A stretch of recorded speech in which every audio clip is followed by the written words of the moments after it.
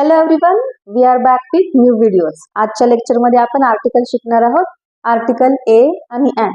त्या पुढे येणाऱ्या स्पर्धा परीक्षांसाठी सुद्धा तुम्हाला त्याचा उपयोग होणार आहे.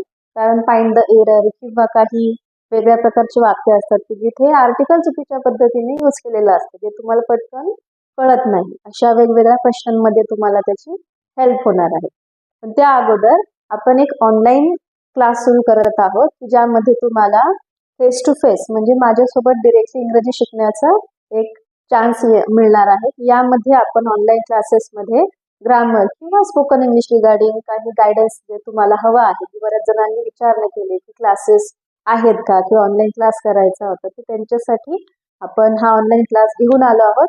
त्यामध्ये मी तुम्हाला दररोज एक तास शिकवणार आहे आणि सॅटर्डेला तुमच्यासाठी एक डाऊट क्लिअरन्स सेशन असणार आहे, की ज्यामध्ये व्हिडिओज मध्ये तुम्ही शिकतच आहात इंग्लिश, पण समजा काही डाऊट असेल तर तुम्हाला विचारता येत नाही किंवा काही समजलं नसेल तर मला लक्षात येत नाही. त्यामुळे तुम्हाला सॅटर्डेला डाऊट क्लिअरन्स सेशन असेल. तुम्हाला काही समजलं नसेल किंवा इतर काही तुमच्या डाऊट्स असतील, शंका असतील तर तुम्ही विचारू शकता. ओके, वळूया आपल्या व्हिडिओकडे. आपण शिकणार आहोत आर्टिकल्स. आर्टिकल्स 3 आहेत, ए एन द. त्याला मराठीमध्ये उपपदे म्हणतात, पण त्याचा फारसा उपयोग आपल्या मराठीच्या ज्या वाक्यांमध्ये आहे तो दिसत नाही किंवा ते नाही वापरले तरी काही चुकत नाही. ओके, सो त्याचा अर्थ एक असा. आर्टिकल्स 2 प्रकारचे आहेत. एक आहे डेफिनाइट आर्टिकल. डेफिनाइट म्हणजे ते ठरलेलं असतं. डेफिनाइटचा अर्थ असा आहे की जो बोलणारा आणि ऐकणारा त्या दोघांनाही त्या वस्तूबद्दल माहित आहे की ज्याबद्दल आपण बोलतोय. कुठली वस्तू आपण आर्टिकल वापरतो नाउनच्या आधी. आर्टिकल हे नाउनच्या आधी वापरलं जातं. म्हणजे डेफिनाइट आर्टिकल जे आहे ते आहे द. म्हणजे आपण जेव्हा बोलत आहोत तेव्हा समोरच्याला, ज्याच्याशी बोलतो आहे, जो बोलणार आहे ते दोघांनाही त्या वस्तूविषयी किंवा त्या नाउन विषयी कल्पना असते. त्या व्यतिरिक्त आहे इनडेफिनाइट आर्टिकल. आता इथे रॅन्डमली काहीतरी सांगितलं जातं, कुठलीही वस्तू फिक्स नाहीये. जसं की सपोज माझा पेन नाही चालत आहे, मी विद्यार्थ्यांना रॅन्डमली विचारते give me a pen, give me a pen. A pen कुठलाही, they can give me any pen. Red देतील, ब्ल्यू देतील, ब्लॅक, कुठलाही. ओके, जसं आपण दुकानात जातो आणि आपण म्हणतो मला एक शर्ट घ्यायचा आहे किंवा मला एक बॅग घ्यायची आहे. एक आपण ठरवून नाही जात, म्हणजे फिक्स नाहीये. तिथे अनेक गोष्टी आहेत, त्यातली एक आपल्याला ठरवायची आहे. म्हणजे काय, इनडेफिनाइट. फिक्स नाहीये, पण एक कुठली तरी वस्तू आहे हे आपल्याला तिथे फक्त निश्चितपणे सांगता येतं. इनडेफिनाइट आर्टिकल्स मध्ये काय काय येतं, इथे येणार ए आणि एन. ओके, तर हे जे 2 आर्टिकल्स आहे इनडेफिनाइट आर्टिकल्स, ते आज आपण शिकणार आहोत. मुळात यांचा अर्थ तुम्हाला माहित पाहिजे. यांचा अर्थ आहे एक. जसं की आपण म्हणतो रॅन्डमली माझ्याकडे एक पेन आहे. ओके, एक म्हणजे ए किंवा एन. हे मराठीत नाही वापरले तरी चालते, आपल्याला बरोबर तो अर्थ आपला समोरच्या पर्यंत पोहोचतो. इंग्लिशमध्ये आर्टिकल्स वापरणं गरजेचंच असतं. बऱ्याचदा आपल्याला काही वाक्य दिसतं कशी, जसं की ही इज डॉक्टर, साधं वाक्य, किंवा शी इज टीचर. तर आपल्याला ते चुकले हे पण लक्षात येत नाही. तिथे ए नाही, ही इज अ डॉक्टर हे म्हणणं गरजेचं आहे किंवा शी इज अ टीचर हे म्हणणं गरजेचं आहे. जर ते राहिलं असेल तर ते रॉंग आहे. आणि ह्या बारीक सारीक गोष्टी जेव्हा तुम्हाला लक्षात येतात तेव्हा तुम्ही एक्झाम मध्ये जर असे फाइंड द एरर वगैरे क्वेश्चन आले तर पटकन ते समजून घेऊन ती एरर जी आहे ती त्याचा करेक्ट ऑप्शन चूज करू शकता. ओके, सो इनडेफिनाइट आर्टिकल्स आज आपण शिकतो ए आणि एन. दोघांचाही अर्थ सारखाच आहे. दोघांचाही अर्थ सारखाच आहे. एकाच कारणासाठी ते वापरले जातात. म्हणजे काय, की एक वस्तू आहे हे ते सांगतात है ना. हा जो शब्द आहे, छोटे छोटे 2 शब्द आहेत, पण ते समजायला खूप वेळ लागतो. पण ते अवघड नाहीये. आपण ते चुकीच्या पद्धतीने लक्षात ठेवलेलं असतं किंवा आपल्याला जे समजलंय स्कूलमध्ये ते थोडंसं वेगळ्या पद्धतीने सांगितल्यामुळे आपल्याला ते पटकन करेक्ट काय आहे ते समजत नाही. ओके, सो आज आपण शिकत आहोत ए आणि एन. तर त्या वेगवेगळे 2 काय आहेत, त्यांचा रोल एकच आहे. रोल एक आहे का, एक काहीतरी वस्तू त्याच्या नंतर हे आपण लक्षात घेऊ शकतो. त्यामुळे त्यांचा रोल एकच आहे. वेगवेगळे काय आहेत ते आज आपण शिकणार आहोत. ओके, तर फर्स्ट गोष्ट ही आहे, नाउनच्या आधी आर्टिकल्स यूज होतात. तर कुठले नाउन? नाउनचे 2 प्रकार आहेत की जिथे आपल्याला आर्टिकल यूज करायचं. नाउनचे प्रकार म्हणजे प्रॉपर नाउन, कॉमन नाउन, हे नाही बघत आपण. कोणता प्रकार आहे, एक आहे काउंटेबल आणि दुसरं आहे अनकाउंटेबल. ह्या 2च गोष्टी तुम्हाला लक्षात घ्यायच्या. जेव्हा तुम्हाला आर्टिकल यूज करायचं. एक आहे काउंटेबल नाउन आणि दुसरं आहे अनकाउंटेबल. काउंटेबल म्हणजे काय? इझी, जे त्याच्या नावावरूनच लक्षात घेऊ शकतो. काउंट म्हणजे आपण जे मोजू शकतो 1 2 3 ह्या पद्धतीने. जसं की चेअर आहे 1 2 3 वी कॅन काउंट. स्टुडंट्स आहेत 1 2 3 4 की जे तुम्ही मोजू शकता इझिली. वह्या मोजू शकता, पुस्तकं आहे, सब्जेक्ट्स आहे, students are there, classrooms are there, teachers are there. So हे जे तुम्ही 1 2 3 4 असं जे मोजू शकता they are countable noun. Okay. For example book, you can write book. Then there is a pen, then there is chair. अनेक गोष्टी आहेत. ओके. आता अनकाउंटेबल म्हणजे काय? हे आपण मोजू शकतो पण त्याला एकक लागतंय. त्याला आपण इंग्लिशमध्ये युनिट म्हणतो. यालाही मोजता येतं पण त्याला काय लागतंय? एक युनिट लागतंय. जसं की 1 kg है ना. काय काय घेऊ शकतो आपण? जिथे आपण राईस, शुगर है ना, शेंगदाणा, साखर, तर हे कशामध्ये येणार? हे येणार अनकाउंटेबल नाउन मध्ये, की जे मोजू शकतो आपण. त्याला मोजणे पण, त्याला मापणे म्हणतात है ना. We measure that, we count this, we measure. Okay. ह्या गोष्टी ज्या आहेत की ज्याला काहीतरी युनिट लागतं. अनकाउंटेबल लक्षात ठेवायला सोपं आहे. कसं लक्षात ठेवणार? अनकाउंटेबल सुरू होतं युने आणि ह्या सगळ्या गोष्टींना काहीतरी युनिट लागतं. केजी असेल, ग्रॅम असेल, लिटर असेल, एनिथिंग ज्याला युनिट लागते. त्याला आपल्याला 1 2 3 4 जसं की पाणी आहे है ना. We need litre for that, gallons, litre. Then there is rice, तांदूळ आहे, हवा आहे है ना, air is there. Then there is pressure also है ना, ताण तणाव, stress. Then depression, pollution, work. तर ह्या ज्या गोष्टी आहेत की ज्याला काहीतरी युनिट लागतं त्या आहेत अनकाउंटेबल. हो. फक्त यांच्यासाठी आपल्याला आर्टिकल्स ए किंवा एन यूज करता येत नाही है ना. कारण इथे एक हा शब्द येत नाही. क्रॉस चेक करून बघायचं झालं तर आपण काय म्हणू शकतो? मला एक पुस्तक पाहिजे, एक राईस नाही है ना. सो जिथे मराठी वाक्यामध्ये आपला एक हा जो शब्द आहे तो ऍडजस्ट होत नाही, मॅच होत नाही, तो तिकडे सूट होत नाही, तिथे आपल्याला आर्टिकल्स ए किंवा एन घेता येत नाही. तर यांच्यासाठी आर्टिकल घ्यायचे नाही, यांच्यासाठी आपल्याला आर्टिकल यूज करायचे असतात. त्याचे एक्झाम्पल आपण बघू.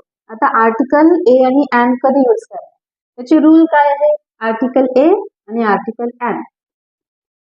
आर्टिकल ए आणि एन तर पहिला जो रूल आहे तो सेम आहे दोन्हीकडे. फॉर सिंग्युलर, मी पूर्ण लिहित नाहीये, ट्राय टू अंडरस्टँड. दोन्ही पण कशासाठी वापरतात? सिंग्युलर. कुठले? Countable noun. हे चालू. ओके. ती एकच वस्तू पाहिजे, एकच पाहिजे. अनेक वचन झालं की येणार नाही. जसं की a boy, for example a boy, एकच पाहिजे. ए नंतर एकच सिंग्युलर पाहिजे. आपण असं घेऊ शकत नाही. We cannot take that. A boys नाही. ओके. एक तर तुम्हाला हे कट करावं लागेल किंवा हे कट करावं लागेल. सो आपल्याला सिंग्युलरच गोष्ट पाहिजे, हे आपल्याला इथे लक्षात येईल. तर हा आहे त्याचा पहिला नियम. दुसरा नियम,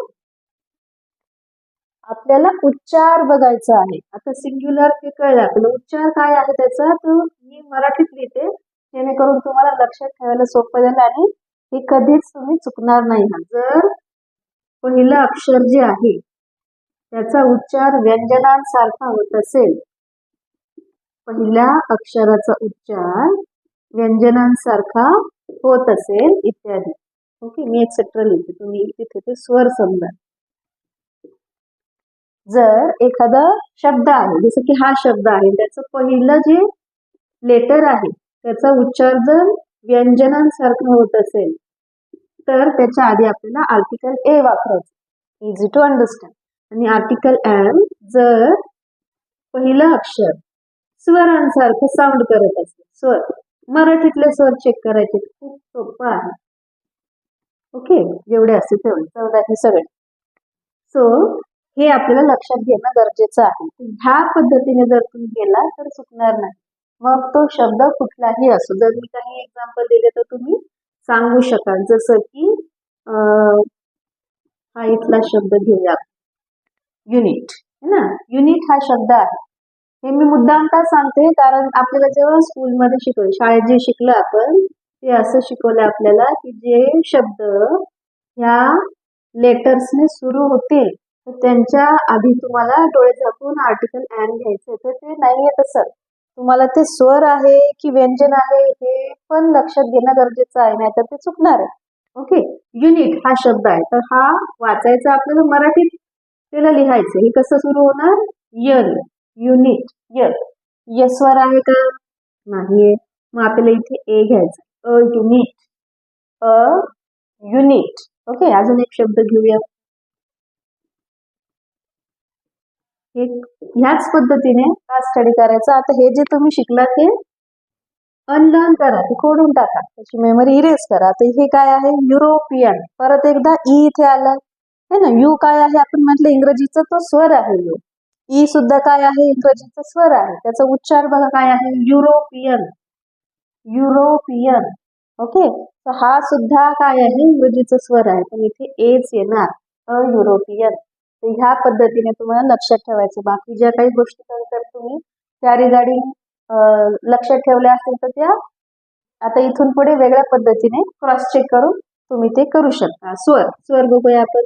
जसं की आर, आर याला हवर वाचायचं नाहीये. ओके, जसं की आर, इथे एच सायलेंट आहे. जरी तो इंग्रजीतला व्यंजन असेल त्याला कॉन्सनंट आणि वॉवल्स म्हणतात. ओके, जरी तो इंग्रजीतला व्यंजन असेल तर तो सायलेंट आहे, आपण वाचतो इथून.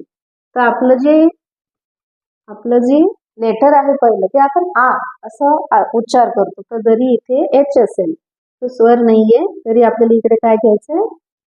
अँड. अजून एक शब्द आहे जो एच ने सुरू होतो, तो आहे ऑनेस्ट. मॅन पण घेऊ आपण, आपल्याला आर्टिकल यूज करता येईल प्रॉपरली. ऑनेस्ट, एच सायलेंट आहे इथे. परत एकदा आपण वाचतो इथून, पहिलं अक्षर ऑ. Okay, honest. तर कशामध्ये येणार? ते स्वरांमध्ये. तर इथे काय येणार? अँड. ह्या पद्धतीने जर तुम्ही गेला तर ते चुकणार नाही आहे. I hope you understood today's lecture. आज आपण पाहिले आर्टिकल्स. आर्टिकल्सचे प्रकार आहेत दोन, डेफिनाइट आर्टिकल आणि इनडेफिनाइट आर्टिकल. डेफिनाइट आर्टिकल आहे द, जे आज आपण पाहिले नाही, ते आपण नेक्स्ट लेक्चर मध्ये घेणार आहोत. आज आपण पाहिले इनडेफिनाइट आर्टिकल्स, कारण ते बऱ्याचदा चुकतात किंवा ते तुम्ही चुकीच्या पद्धतीने समजून घेतलेलं असतं. दोघांचाही अर्थ सारखाच आहे, तो म्हणजे एक. मग जर सारखाच अर्थ आहे, ते सारख्याच कारणासाठी वापरतात, तर मग दोन वेगवेगळे आर्टिकल्स का? कारण त्याचं रिझन इथे आहे. ओके, सिंग्युलर सिंग्युलर दोन्हीकडे सेम आहे. त्याच्यानंतर दुसरं, व्यंजनांसाठी ए वापरणार, स्वरांच्या आधी अँड वापरणार.